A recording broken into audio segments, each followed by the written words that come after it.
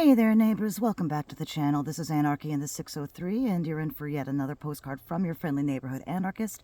Absolutely nobody's favorite production quality free, unedited off dome dispatch from wherever I'm sitting to wherever you are right now. Currently chilling in the backyard, and first things first, let's get out of the way. Yes, I do have a blemish patch on me, and let's just normalize the fact that aging doesn't necessarily mean that there's really any dignity. Like, I am damn near 50 and I still get blemishes, and that's okay. An aging face is just a face that's been around and seen some shit, nothing to be scared of. Anyway, so I've been thinking lately about MAGA regrets. Like, that's been a trending thing. We're seeing as shit gets wilder in Washington that there are more people regretting their vote, having hit the FO portion of things. And now, this is not, to be clear, 100% clear to the 92%. Ladies, I stand with you, and this is not a message to you. And to those 92% adjacent, like to those folks who have been screaming from the rooftops for months or years or whatever about what this second term would mean to millions of Americans, and now you're sick and tired of screaming at the wall, or you told folks and you've been done telling folks for a hot minute. You're exhausted. I get it. This is if you're done, you're done. I get that, and this is not a message for you guys. But for the rest of y'all who haven't been so personally harmed, either emotionally, psychologically, or in any other material ways, like who are, you're just, you're tired and you're angry, but like you got it in you to try. Like, here's the thing, guys. I am a person who believes in redemption. Like, I'm one of those people that, like, say when a felon does a crime, like when see, there I go, using fucking punitive language. When a person does a crime, they get labeled as a felon, and that haunts them for the rest of their lives, right? That, like, even though they've paid the price, they've done their time, whatever that time was, that's still on them like a scarlet letter, you know what I mean? And I don't believe that that should be the case. Like, that being said, I believe in, like, redemption.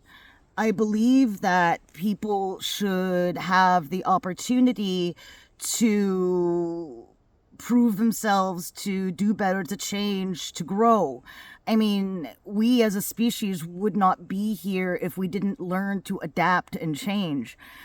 And I get it. I get that there's a lot of folks, I mean, it's going to be hard to trust these folks who are regretting their vote, who are angry, who are feeling betrayed by the people that they voted for. And you have every right to be angry. Absolutely. Look at what's happening right now. You have every right to be angry. I am angry. But at the same time, like, the more people who can use themselves as a bridge to the other side, the better. Like, if you start seeing cracks in the foundation of your MAGA neighbors or coworkers, you're starting to see that, I mean, these folks have made this movement their entire identity for 9 years, okay?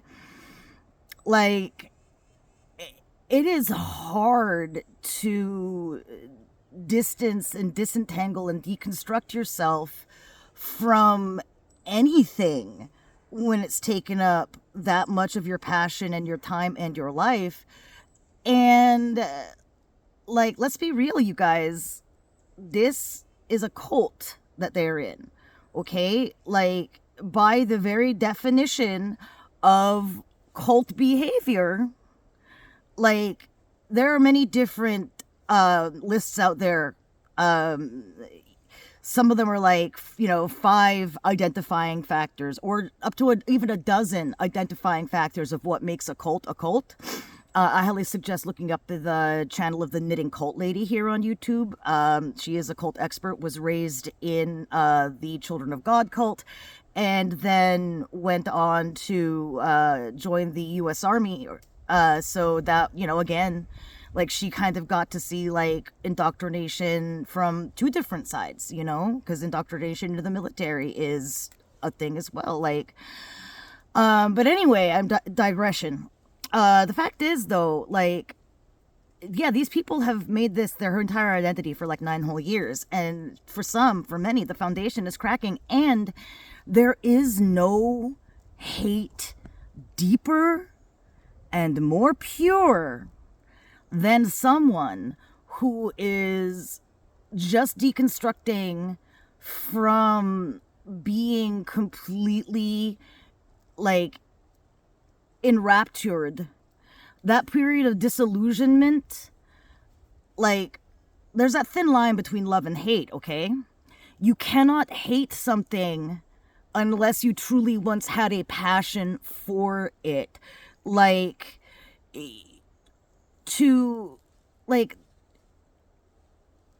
there's, like, the only true way of distance, when you've truly distanced yourself from something toxic or abusive or indoctrinating or whatever, is when you get through the love, through the anger, to this place of apathy and indifference, when it no longer has that power over you anymore. But like these folks who are just leaving MAGA, to tie it all together, they are going to be hitting that state of hatred, that state of having the scales removed from their eyes and seeing things for what they are. And if there are any of y'all in the community who can, like, embrace that and, like, yes, here, this is what we've been experiencing, this is my story, this is how it's affected us, do what you can to be that bridge. Like, I work with I don't work, actually. Like, I volunteer my time. I don't get paid for this, but I volunteer my time learning the art and craft of cobbling from a shop around somewhere in the state. And the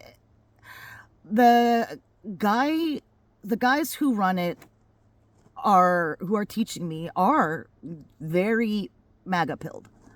But they are also some of the kindest, nicest, most generous, genuine human beings.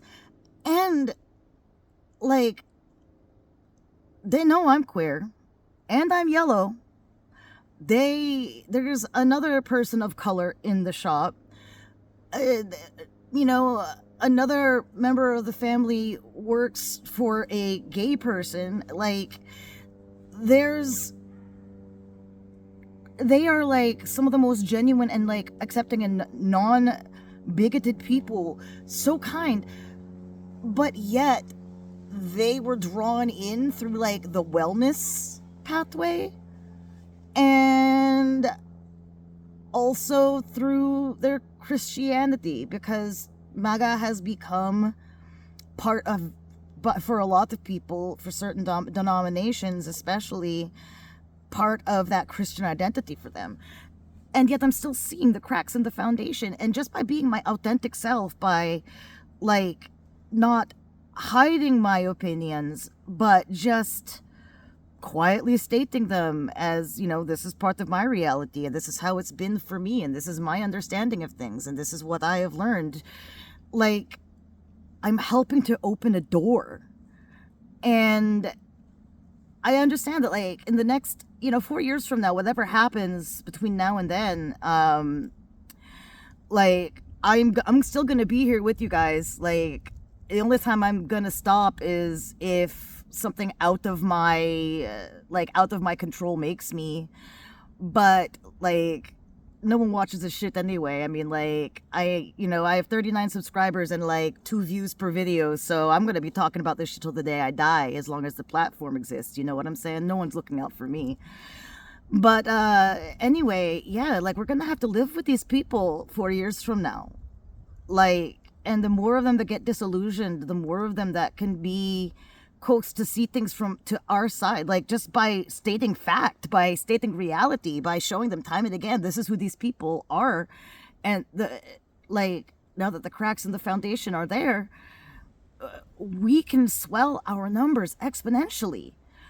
And maybe, I mean, hopefully, if the auto coup doesn't go all the way through and there actually is a real fair election in 4 years, let's see how that goes. Hopefully, we'll actually see some real change. Anyway, it's cold as shit out here. I gotta go get myself something to drink. I'm a dehydrated old bag in my backyard, so this is Anarchy in the 603. I hope your day has been beautiful, and I am out.